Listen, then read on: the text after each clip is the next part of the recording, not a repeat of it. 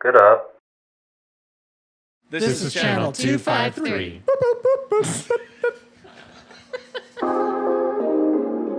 On this episode of the Grit and Grain Podcast. So what happened after Double Mountain, I had a blissful summer of doing nothing except sitting like in the park with my dog. It was great. Sure. And then I got a call from a buddy who wanted me to help him look at a building that he was going to have an option to purchase. Mm-hmm. He thought it might be good for a brewery, and a friend of a friend said, well, Charlie knows that stuff. Mm-hmm. So we became friends, and that ultimately led to us starting what became Wayfinder. Channel 253 is member supported.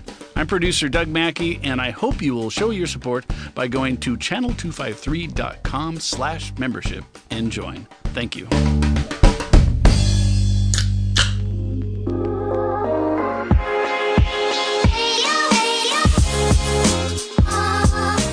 Welcome to the Grit and Grain Podcast, where we explore and celebrate the craft beer industry, community, and history in Tacoma, Washington, and surrounding Pacific Northwest areas. Thank you so much for hanging out. Let's get to it. Hi, everybody. Welcome to the Grit and Grain Podcast, coming to you guys from Peaks and Pints in Tacoma, Washington. Yeah!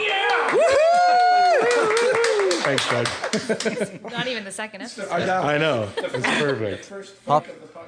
We're warming up early, man. I like it. My name is Matt McLaren. As always, with Ron Swarner. Hi, how you doing? Yeah, sorry.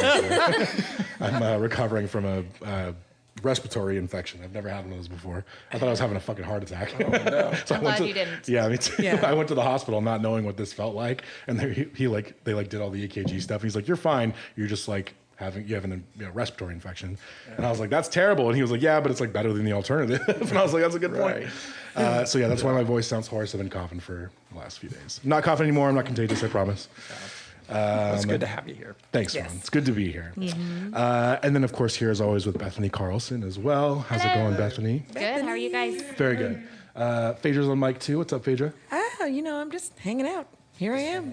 Yeah. Right on. Mm-hmm. Okay, this is an awesome episode. I'm super excited for this. I feel like this is probably long overdue because we've talked to a lot of people who have worked with this person or ran businesses with this person. Our guest today is Charlie Devereux. How's it going, Charlie? Thanks for being here, man. This is a serious honor. I'm flattered, and I'm not quite sure what I did to deserve it, but here we are. You're Mr. Co-founder. Stop it. I'm Mr. Co-founder. Mr. Co-founder. I've done a lot of co-founding. Yeah. That's a big deal, man. And that's a story I feel like a lot of folks maybe don't know and probably should hear because a lot of I would say you're responsible for, at least like you said, co-responsible for a lot of people's favorite beers in the Northwest. Thank you for some good stuff. Yeah. So we're gonna get into all that. I suppose before we do though, what's everybody drinking right now? Actually, I should ask you. I think we all poured some Little Beast Mexican lager. Yeah. Well, I took over as sales manager at Little Beast in January. They're old friends of mine. Yeah. And it was just something that kind of fell together. I was sitting on the couch thinking about what's my next move, and I got a call from Chuck Porter saying, "Yeah, I think we're letting our sales guy go." And I just kind of raised hand and was like, and then a week later we were working together. So oh man, that was fun. Awesome. Yeah. I actually introduced him and Brenda, his partner. No way. Accidentally. Yeah, oh, she came out to Hood River and saw me. She used to work at Olympia Provisions. Mm-hmm. She brought a bunch of folks out and was doing a tour and said, "Hey, where should we go next?" And I said, "Oh, you should go up to Logson's. Mm-hmm. My buddy Chuck's up there." And then I saw him about a month later, and she walked in as we were having a beer, Chuck and I, and gave him this huge kiss without me knowing. And it was one of those frozen moments. You're like, I feel like I missed some shit. I was like, just had that moment of this is extremely weird. I don't know what to do. And I was like, oh shit, of course they're pardon my French. They're a couple. So anyway, so this is from Little Beast. Fun. This is a beer that Chuck has made last year, a Mexican style lager. He's a super awesome connector and networker, and I mean he knows so many folks. He travels a lot. He does a lot of judging, and he's done some down in Mexico. Mm-hmm. So he's met a bunch of Mexican brewers. He was down at the competition down in Ensenada last month, but this is with a brewery from Chihuahua, mm-hmm. and called El Gardenia, which is kind of an American-influenced brewery. Mm-hmm. So So it's got some legit collab chops. reason for being, Sure. outside of the standard reason for being, which is brewers getting together to party while their staff makes a beer for them. Take pictures, dumping That's a hops great- in. great We've description. done collabs. There's nothing wrong with that at No, all. of course not. Anyway, the game. super light, and It's so good. Chuck's just got a really. I think it's been so fun to work with this brand because I've worked now with. I've made my own beer, but also worked with 3 other really excellent brewers, and let them do their work their magic and do their thing, and kind of. I feel like that's the most important thing is kind of letting a brewer be a brewer. Sure. And Boy, Chuck's a great example. And Chuck's of that. he's awesome, and yeah, he was legendary when we started. Well, I'll let you get to the story, but No, he's it's- when he was. I met him in Hood River. We'll talk about Double Mountain. He was working at Full Sail on a night shift, and my partner Matt Swirett had been running the production and left. We moved down the street, much to the chagrin of the owners of Full Sail. But the rest of the staff was psyched. You can throw a rock to it. Yeah. So Hood they- River has a weird history of people doing that.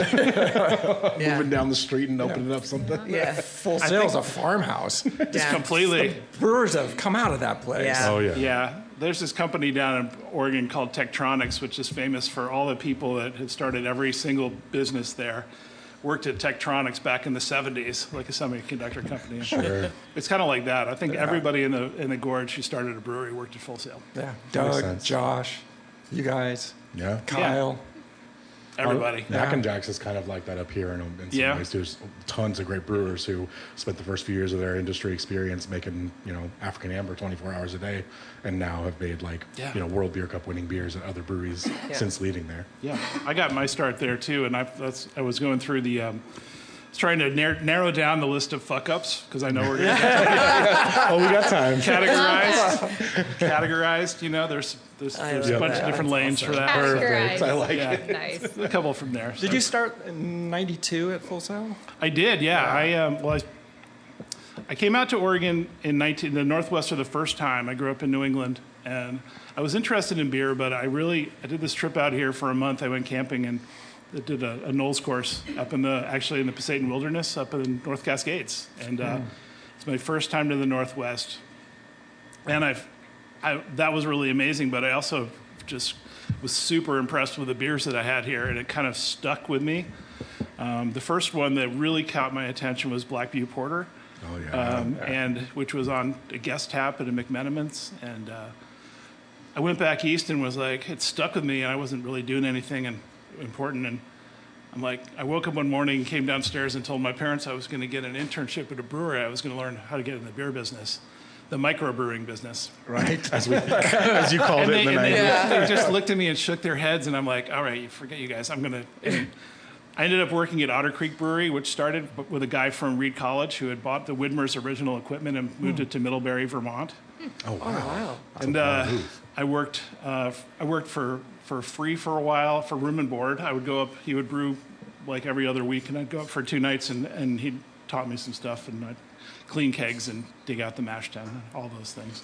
Then he paid me $100 a week for a summer, which was in Vermont was enough to live in a farmhouse for $100 a month and eat corn and tomatoes. For a living from the Honor Farm stands. But, This is the grit and grain, just so everyone knows. That's what this is. so gritty. Yeah, I mean, it was a different time for sure. It was all Totally. weird. It was all very improvised, and had a lot of great spirit, which is the one thing that really kind of is the same. Like it's all about people and spirit. So, Totally. but yeah, I came back out. I said I got to go somewhere that has more brewers that I can learn from, because there was 3 breweries in the state of Vermont at the time, and it's obviously changed. Yeah, so Kind different now. of if I Like had what stayed, it would have been what pretty a cool. pillar of the whole East Coast beer Yeah, scene. for sure. Yeah. But I came out. I did another trip, and I met a ton of brewers. You could literally call the day before and say, "Hey, I'm coming to town." Great, I'll see you. I'll be there at 7:30. Yeah. And you just go walk in and hang out with a brewer. And I met some of the legends like John Meyer from Rogue and Al Triplett, who was running Red Hook back in the day. Yeah. some guys down in California. But the one guy who I called beforehand, who wasn't really the most polite, was John Harris. It wasn't the most polite. No. I told him my experience, and he said, well, just because you work in a brewery cleaning cakes doesn't mean you're a brewer. Wow. I know, John. That's why I'm coming. Why do you think I'm here, man? That's why I'm talking to you. I was like, exactly. Yeah. That's why I want to work for someone like you. Oh, okay. Anyway, nice. So he got hired by Full Sail to leave Deschutes and come back and open the River Place, the Pilsner Room. Yep. I had a connection at Full Sail. I won't get into that too much, but anyway, I got the job, so I moved out to work for Full Sail back in the kind of go-go days in 1992. So That was go-go days for sure.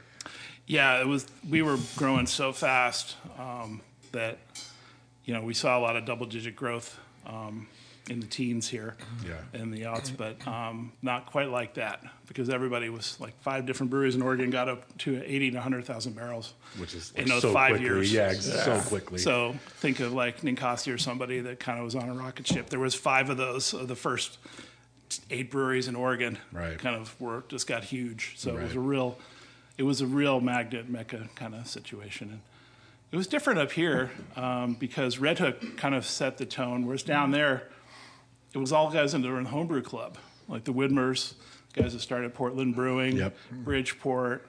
They were all folks that were not really business people. Yeah. And so it started with a little different DNA as up here. I mean, you had Hales and some other spots like that, but I always felt like Red Hook kind of set this kind of more Starbucksy tone. Sure. Yeah. You know? That's kind of a good comparison. They had the same ad agency, so.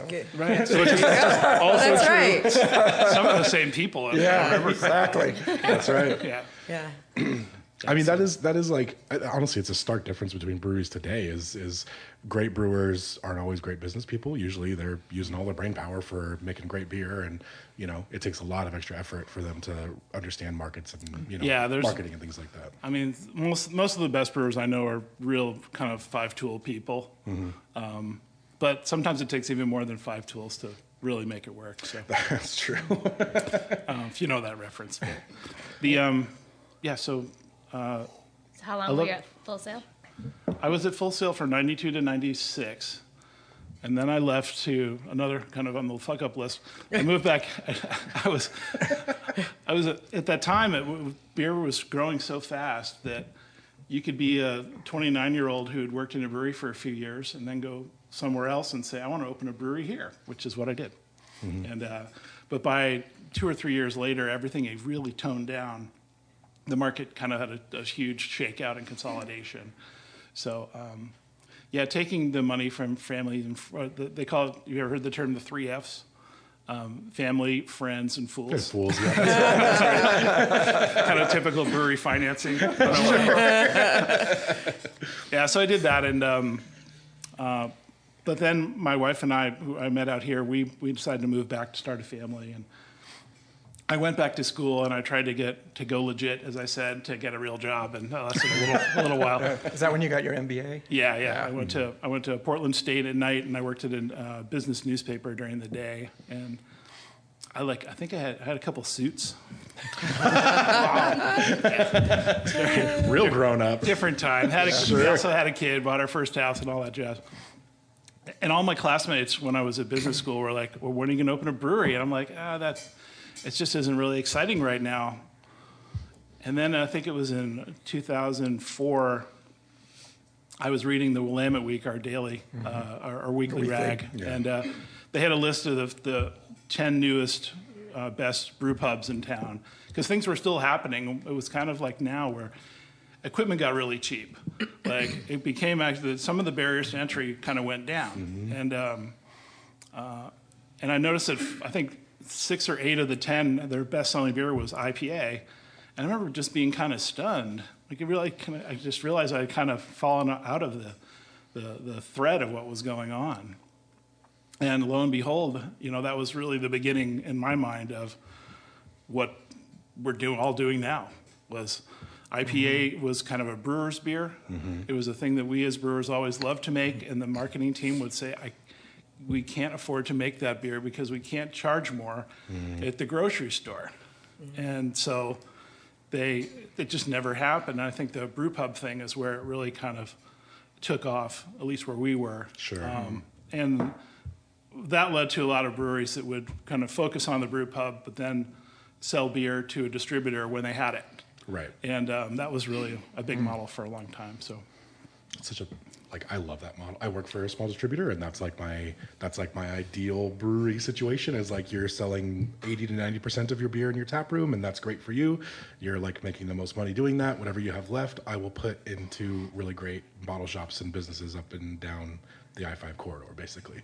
There's some breweries who want to be rocket ships of success and take over the world, and that's totally fine. Right. But the breweries that we usually do the best with, or that we like working with the most, are the ones who kind of are that exact situation. You're like a player's coach, though. Like that's music to a brewer's ears, but most business people are like, oh, crap. Oh no, I know it's a not profitable business model at all. There's no scalability doing this, but it is fun.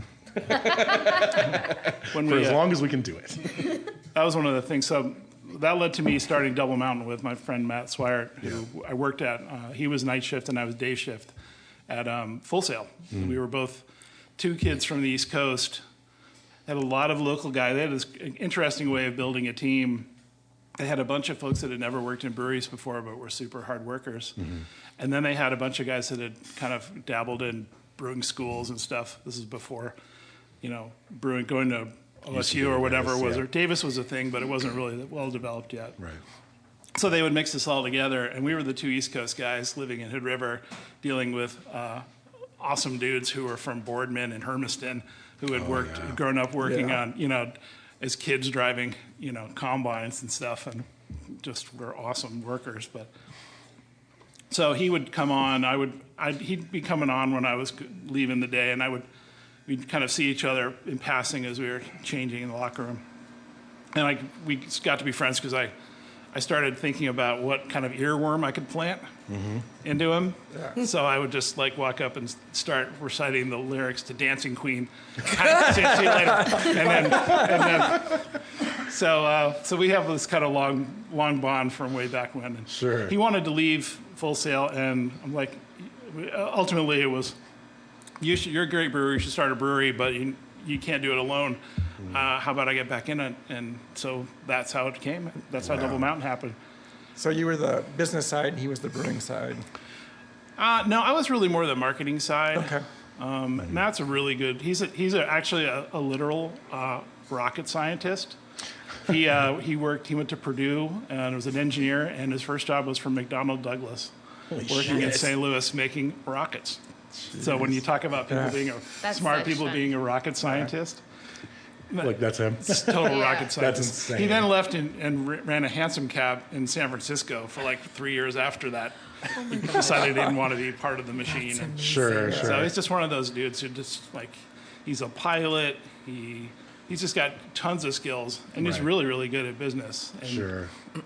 Which is good because he's. I think those engineering guys kind of can do that admin and kind of organization stuff really well. Right. I was better with outreach and people, and I also then kind of, after the first day of us being open, we sat down. He's like, you're doing a great job. I love what you did. We can't have two brewmasters. Rock, paper, scissors. I was like, I know, it's good. No, we just hadn't talked about it really. Yeah. So I ended up doing all the marketing management, and then working with Point Blank Distributing to grow the brand, and then coming up here and doing self-distro up here, and it was all a big learning experience for me because I hadn't really done it before. Right. But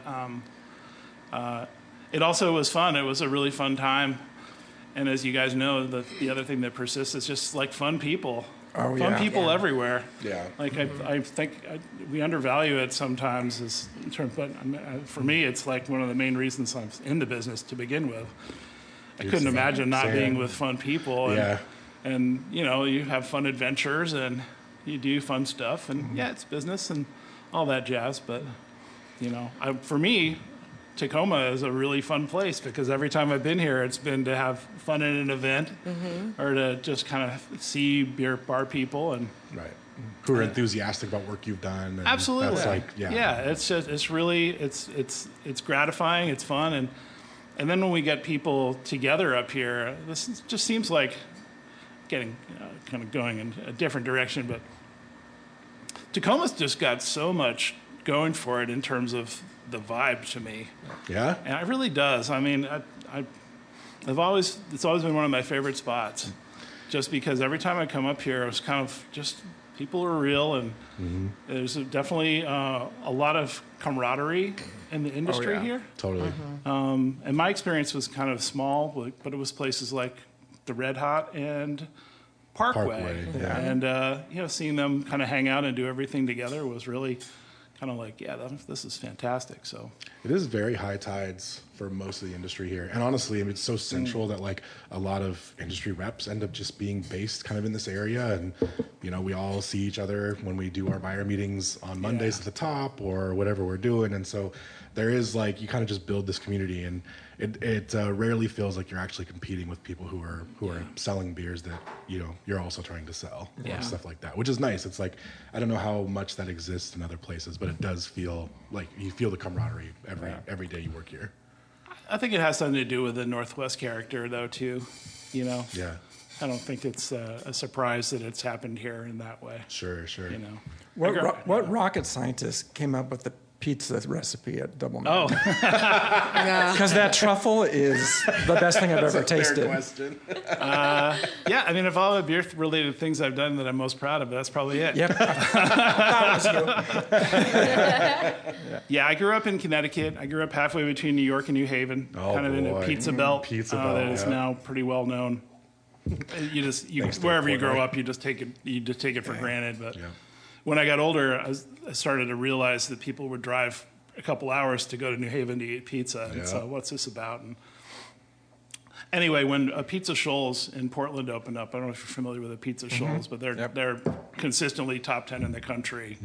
I got to know the guy who did it, who happened to be a brew pub guy from down in California who came to Oregon, and Brian Spangler. And he was kind enough to show me a bunch of stuff and say, I buy stuff from this guy, I use this because of that and all that.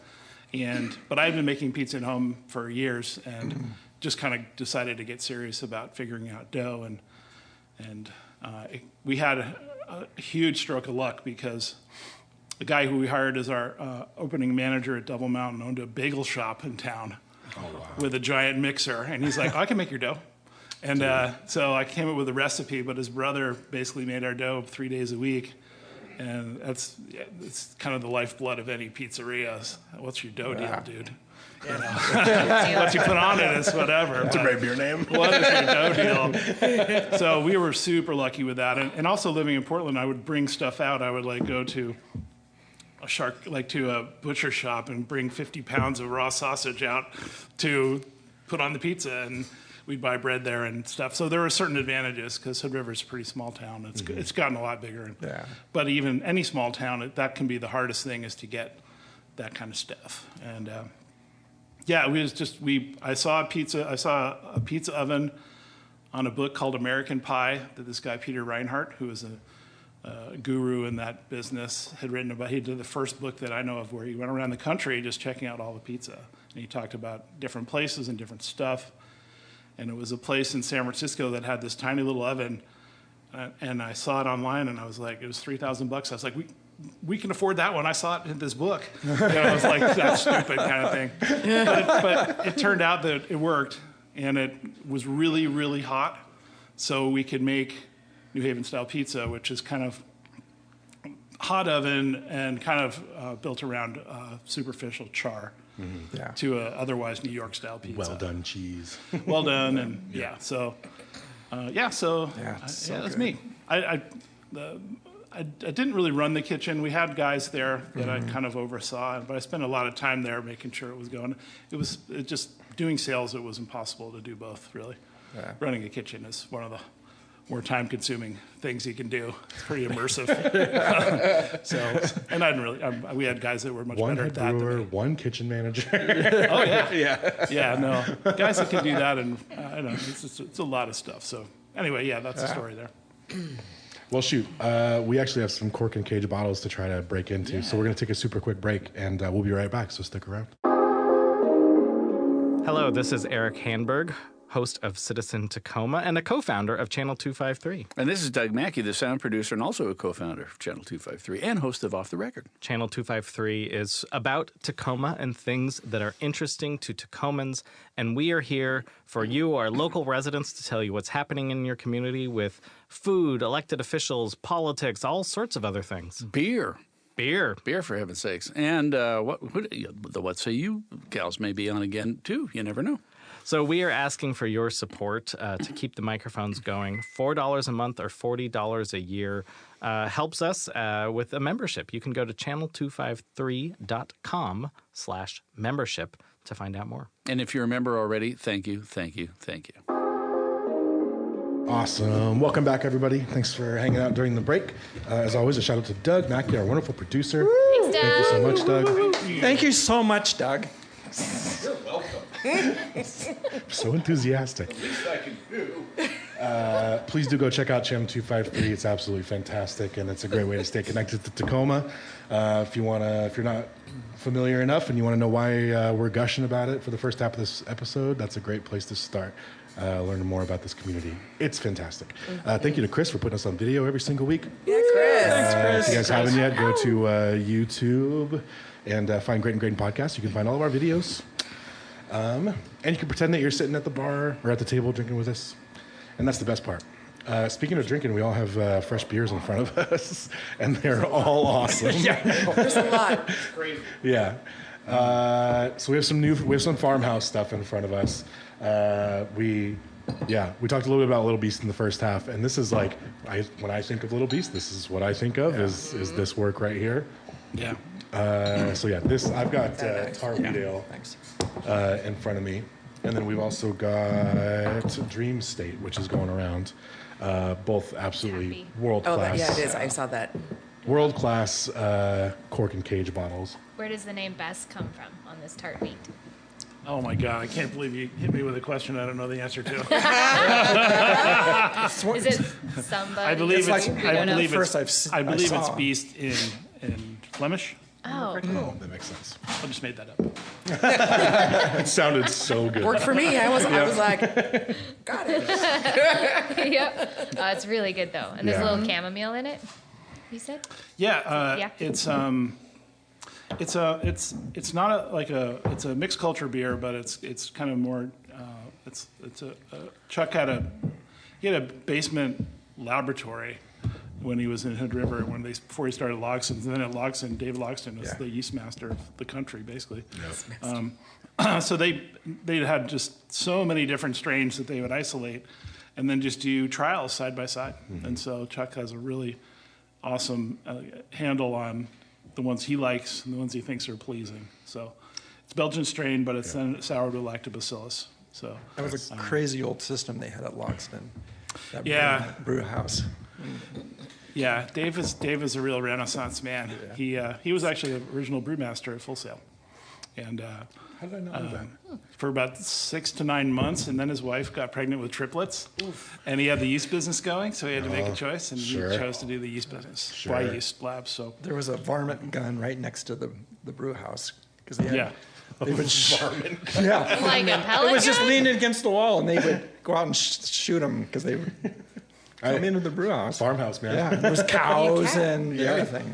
It was as farmhouse as it gets, really. It was a farm, all right. And Dave used to, the Y Yeast Labs, any of you are home brewers, the golden packs that they had that had a smack pack in it, they would activate it. Yep. It was full of wort. That was Full Sail Amber. And I was on the day shift, and he would fucking way. He would bring it Full Sail Amber wort before it hit the whirlpool. He would bring this 50-gallon drum down twice a week, and we would peel off almost 2 barrels of the wort Yeah. into it, and he would go on his merry way.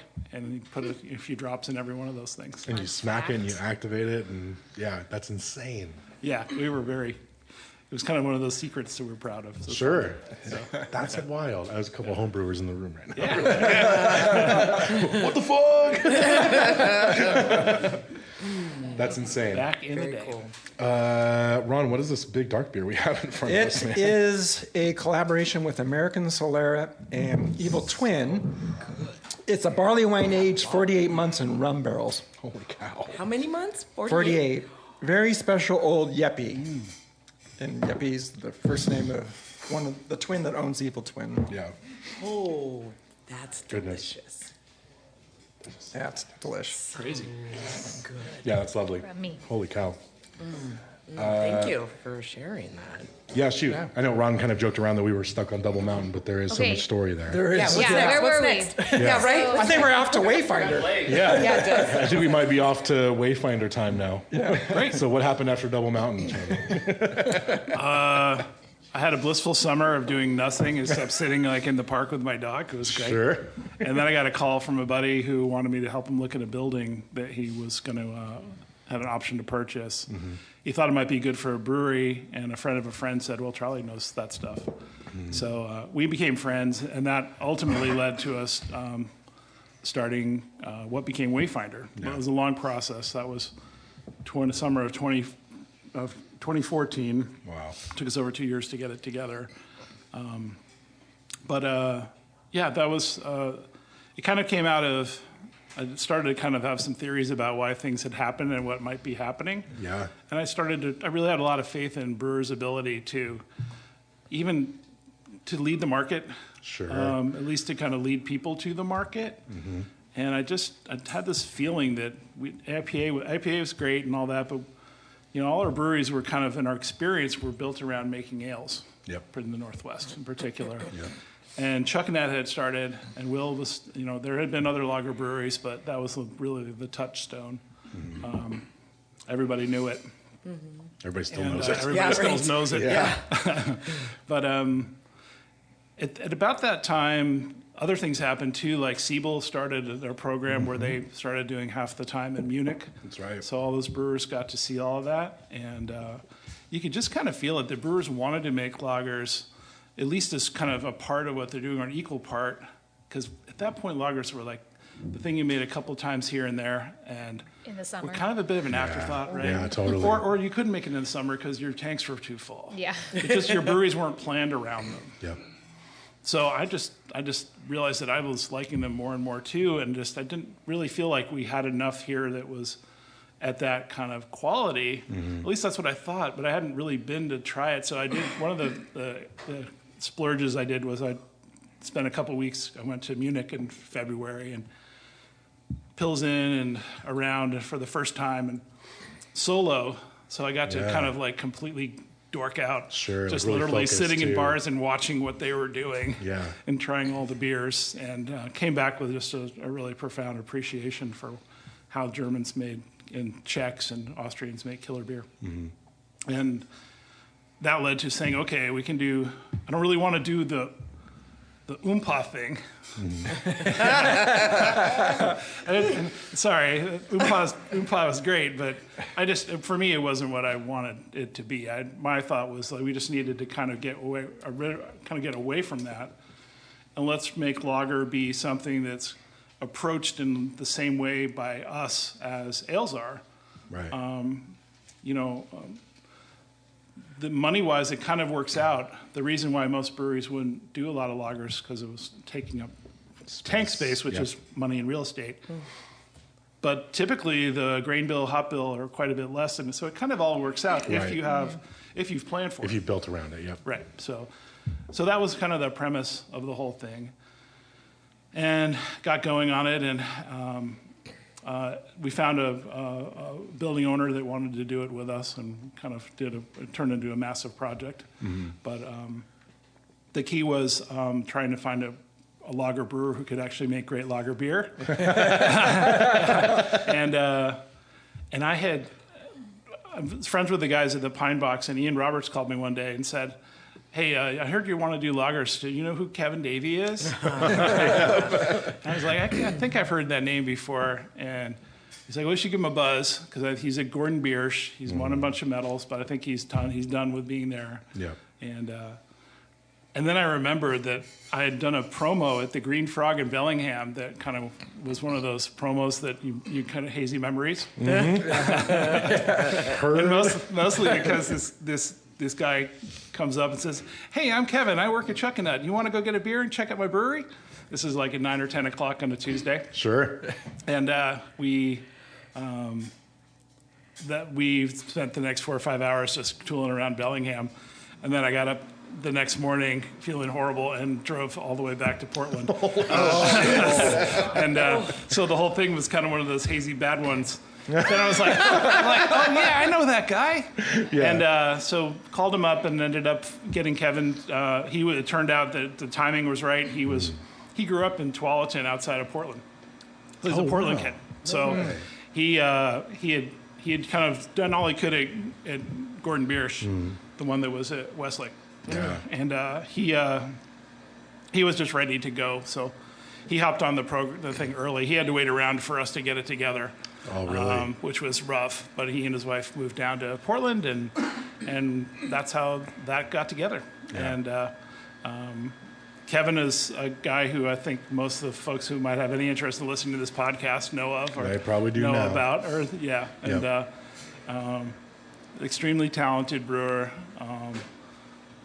Just sophisticated in a lot of interesting ways. Interesting guy, and definitely very strong personality. But I was kind of used to that, like letting a brewer cook. Yeah, basically. Dude. Yeah, that's what you got to do, and sometimes that's exactly what needs to happen. So for sure. So that's how that came together. It's insane to me that you guys had the concept for Wayfinder prior to finding Kevin for that position. Right. Like understanding that, and you even mentioned it, 10 years prior, IPAs were like the thing, or not 10 years, 20 years prior, IPAs were like the thing that brewers made for themselves. Even sales guys were like, yeah, don't make those. People aren't buying those on store shelves. And then in 2014, 20 to 2016, it was like lagers are what brewers are making for themselves. This is like, when we have time, we make this, and this is what we drink. And you're like, no. This is how we're going to lead the industry. Eventually, everybody's going to seek this stuff out. And it's insane that you had the foresight to see that happening. Because I don't know. I think the lager trend is still happening. The trajectory is still upward in a lot of positive ways. But I also just remember people putting stacks of a Czech Pilsner up when Wayfinder would come up and bring stuff up here, and it was the first time I had ever seen people buy into that style of beer in that way, and customers too. Wayfinder was just this exception. Everybody else could make a Czech Pils or Terrifier, when that first came out. It was insane to see that. I don't know. It's me being up your butt a little bit about it, because it was. That's great. All of us were driving down to get it. Yeah, exactly. I would run into Ben down there from Rainier Growlers. Bringing up 20 cases of double decocted Czech lager. Yeah. Well, that's how I met Chris Miller. He was bootlegging beer from Hood River back in the early days with us. Sure. Yeah. Nice. He came down once a month with his wife and his brother, and they would leave with a pickup truck full of beer from us and from everybody's and from Walking Man and all his breweries. So it's got a long history that way. Yeah, part of putting Wayfinder together was meeting the guys, and my partner had. He ran a record label called Relapse Records, which is a label. Mm-hmm. And his art director was this awesome guy named Orion, who he ended up being part of the team. So we starting a brewery with an art director who had done 1,000 record covers and all this stuff. Right, was great having in-house art. I think that's been a really big part for Wayfinder too. Yeah, that those videos, those labels, and the can releases. Those were incredible. Yeah. No, it's really top notch. Yeah. Great stuff. So that was a big part of it for me, was having that there, because I had struggled trying to be the guy doing that with, you know, you want to do a poster for a pint night and it takes 2 weeks and it costs you $800 because somebody's so busy. Right. Instead of a guy who can do it literally like after dinner Yeah. for $0. It's a solid benefit. But you couldn't put in like maybe 4 or 5 parking spots. Yeah. The location was definitely one of the wildest cards of all the wild cards down there. For sure. And it's been it's taken a beating. Let's just be honest. Oh, for sure. Like neighbors like that during COVID have just really had a tough time. Oh, sure. For those people that have been down there, it's in the inner southeast industrial, just central east everywhere. side. Yeah, very industrial area. Yeah, but it gives you elbow room. There's a lot of breweries that have pulled it off. I think of someone like what was Holy Mountain Space doing before? I can't even remember. But Dude, yeah. Probably. Destroy your axle just getting to it. Those potholes.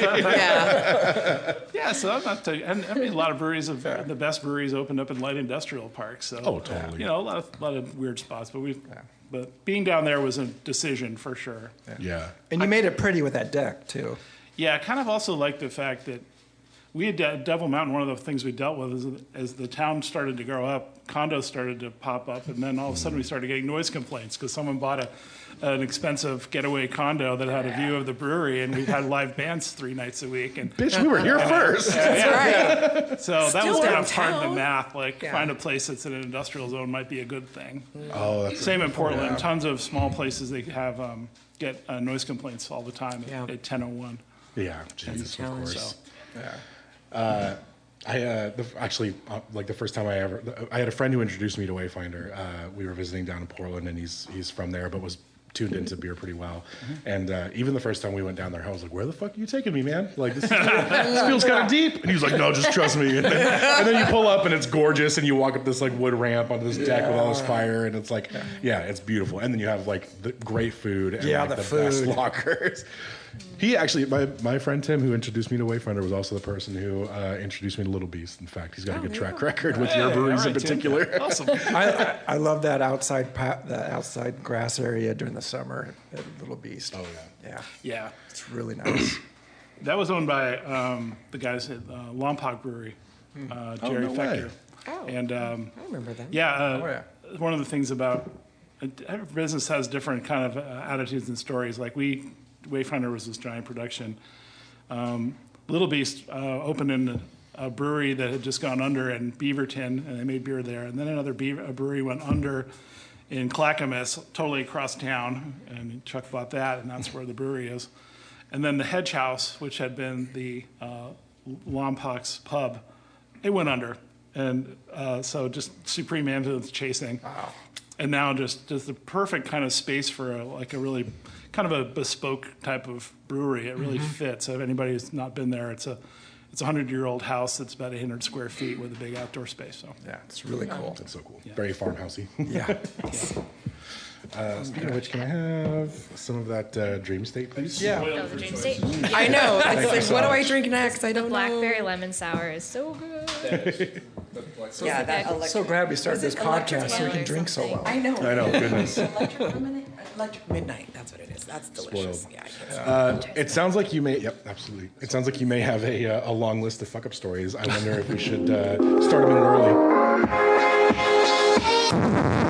All right, Grit and Grainers, I'm Sean Jackson, and I fuck up all the God-blessed time, as we all do. So, please do regale us with your fuck-up stories. they're also embarrassing. I mean, I don't want to go through all of them. That's fine. I have plenty of embarrassing ones myself. Yeah. Also, Ron had some good ones last episode. Oh, yeah. A couple might be good. Yeah, sure. Sure. Let's see All what right, you got. I'll let here. you go first, I made a Charlie. list here. I can go first. Oh Okay. my gosh, I love it. He came with notes. That's awesome. Wow. I know, right? Well, anybody- This is so good. Electric Midnight. Can you talk to us about that before you start? Yeah, Oh, yeah, sounds sure. good. Because we can't stop talking about this beer. It's delicious. Yeah, it's That wins the table. Yeah. oh, awesome. That's great. Thanks. Yeah. Yeah, it's really cool because Little Beast started as a mixed culture farmhouse brewery, kind of similar to what he had done at Logson's. Chuck was a co-founder at Logson's. Excuse me. And these beers are kind of evidence of that. But they decided to embrace trying to make sours that were more something that would work in a 16-ounce can, something that could work on a shelf at a grocery. But trying to do it in a way that would have a lot of integrity and also have a lot of really good shelf life. And Isn't it good? so basically took what he'd been doing for a lot of beers, which is a foeder that is a lactobacillus tank, a lacto tank. And a bunch of breweries do this, but Right. Chuck's got a lot of experience at it. So it's basically a base beer with fruit. The fruit is added at high kreuzen, and the lacto portion is added at high kreuzen. So it's basically a beer that kind of brews together, but it's different than doing a kettle sour. It's a different approach, and I think to me they're cleaner, and it's also repeatable. Like it's always tastes like this because they can kind of blend to the pH. They can blend to the right acidity. Okay. It's not just like making a batch and hoping for the best. Right. And It's delicious. and using fresh fruit. Yeah. it's got a lot of. It's just a great beer. So. And I don't even like blackberries. It's true. I do now. Yeah, no, I'm it's glad you like delicious. it. Yeah. Yeah, this is awesome. Yeah. Yeah, I mean, like, yeah, we gush about, we've gushed about Little Beast before a few times. But it's fun, like, you said that you've known those guys for a while. Yeah. But it is funny that you went from this, like, really like refined lager brewery to something like, you know, Little Beast, which is like very farmhousey. And I like think of farmhouse brewers like this especially, but like I think Michelangelo has like a famous quote about like the sculpture's already in the stone. I'm just digging the rocks out to find it. Yeah. And I always think about people like Chuck or you know, the Holy Mountain guys are great at this too. But like there's a beer in there, I'm just trying to find it. I'm just trying to blend it and kind of bring out what's. And especially with his Brett beers, I feel like that dude's mastery of yeast is just like unmatched. You know, he makes like a Brett IPA and it tastes like the most pineapple that you could get in a beer without there actually being pineapple in it. And it's amazing. I agree. Yeah. Yeah, it's the 10,000 hours thing. Yeah. Chuck, he was notorious for just homebrewing 2 or 3 batches a week for years Insane. while he was a shift brewer. While he was a chef. Oh. I complain when I schedule a brew day for myself 6 weeks ahead of time. I'm going to clean out my garage tomorrow. 2-day recovery. Yeah, I'm like such a baby. Totally. That's amazing. Yeah. And living a couple streets over from Logston's farm didn't hurt either. Yeah, So totally. they kind of bonded together. Wow. Sorry, we paused fuck ups. That's what we were talking Sorry, about. that's Sorry. me. I did that. Sorry. It's okay, great. I did that. All right, so So good, yeah. well, let me see, we got some categories. Financial fuck-ups are a big one. Categories is awesome. Anybody who's run a business has financial fuck-ups. I got a few of them. I mentioned the 3 Fs, the starting breweries and having them losing all the Family, money. friends, and fools. Family, friends, and fools. The thing there is you do your best to get money from people. You say to them, like, you need to be able to lose this money. You need to be able to lose this money. Well, it's like gambling money. It's like gambling. Yeah, it's got to be. Yeah. That was a good one. Some of the early brewer days ones, I think every brewer has a bunch. Like you can't not be a fuck up as a brewer. Yeah, it's part of the job. At Full Sail, we got super busy right before the brewery that everybody knows there, the big brewery, opened. It was late coming for like a year and a half, so we all pitched in and we all worked 1 3 a.m. shift a week. And so my day, I was 7 to 5:30, 7 to 5:30, 7 to 5:30, 3 to 1. Jesus Christ. So the fuck ups were inevitable. Oh, of course. That's such a swing shift. That's insane. Yeah. Opening a restaurant's bad enough, but that was a Right. bad one. I would go in there and like just try and figure out some music that would keep me up. Sure. Because I was solo for the first 2 hours. And, God.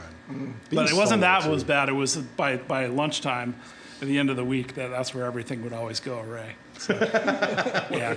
Yeah. That's how we had this also. There were a couple of interesting fuck ups. One was we had all the yeast in a Grundy that had people know a Grundy, a British kind of serving tank that it didn't have bolts on the top. It had a clamp, and someone over pressurized it and blew the lid of the Grundy, which is about a 2-foot diameter piece of stainless steel Yep. with a fitting on top of it through the roof and into the parking lot. That wasn't my fuck up. But Was it me? that wasn't me, but Oh my god. I did. We transferred beer to a warehouse, and in order to do it, it had a positive pump that they just isn't really recommended for that job. But one of the things you had to do, excuses already. Off-label.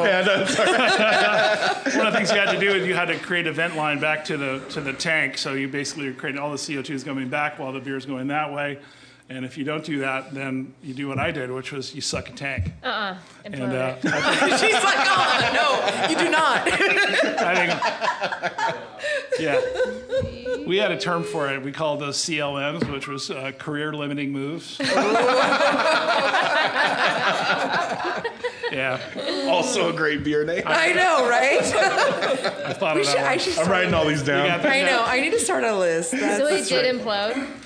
Well, it sucked in. Yeah. It didn't. Well, Like, I mean, but yes, it kind of like it collapses or ruined the whatever. tank. the side of it kind of like it was. It was a 400 barrel tank, and so it was through the roof shit, and it was sticking out of the roof. The brewery had grown so fast that they basically just cut holes in the ceiling and put the tanks up through. Oh my God, that's amazing. We'll figure this out later. Yeah, so I got it kind of was Cock it, yeah. Fine, it'll be fine. Duct tape. Just Duct don't tape implode would be the great. tank. Yeah, you did. You had to keep up. And anyway, yeah, so I could see that as I walked into work every day for a while. That was tough. Yeah. That was one of those HR moments where they start with the words, "Yep, this is a big one."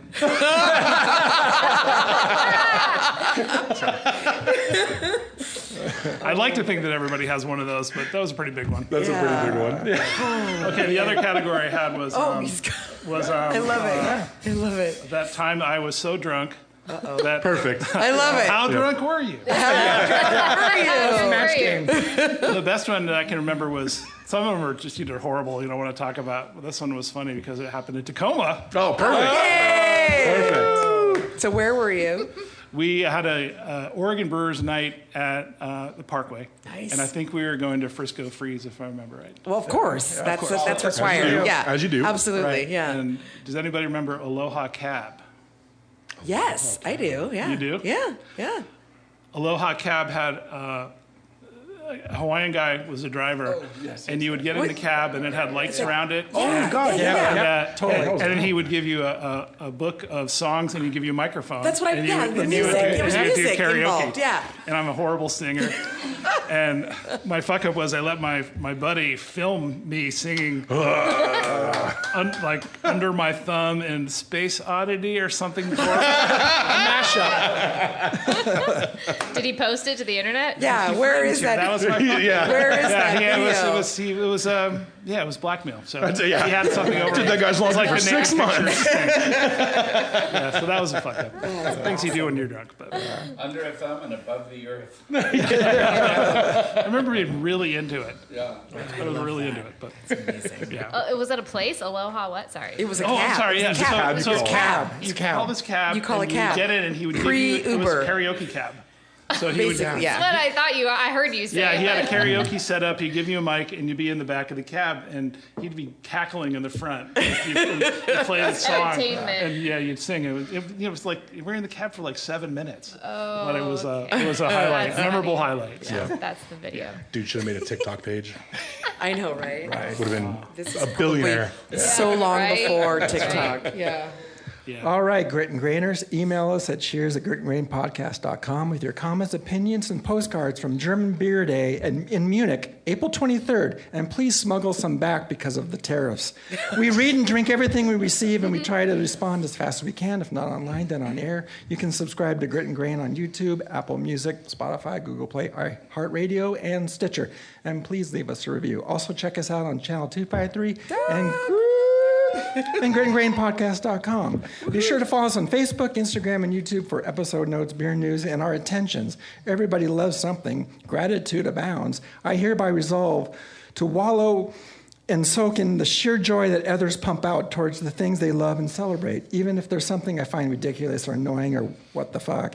Unless it's destructive or hurtful, Budweiser Select 55 or violence, I hereby resolve to be more grateful for whatever the hell you're grateful for, even cats. If this podcast is not what you expect, please alter your expectations. Larry. John Jacob Jingleheimer Schmidt. His name is my name too. Whenever we go out, the people always shout, "Where are you homebrewers going to when are you homebrewers going to rebrew that fucking stop shouting at us asshole pale ale?" That's a long one. No such thing as a bad time to visit Tacoma. No. No such thing as too much barley wine. No. Tune in next Friday for more sweet chatter. Cheers. Cheers. Thanks, Charlie. Nice. Thanks, Charlie. Thanks again for tuning in. Don't forget to follow us at Grit and Grain Podcast wherever you get your social media and catch new episodes every Friday. Cheers.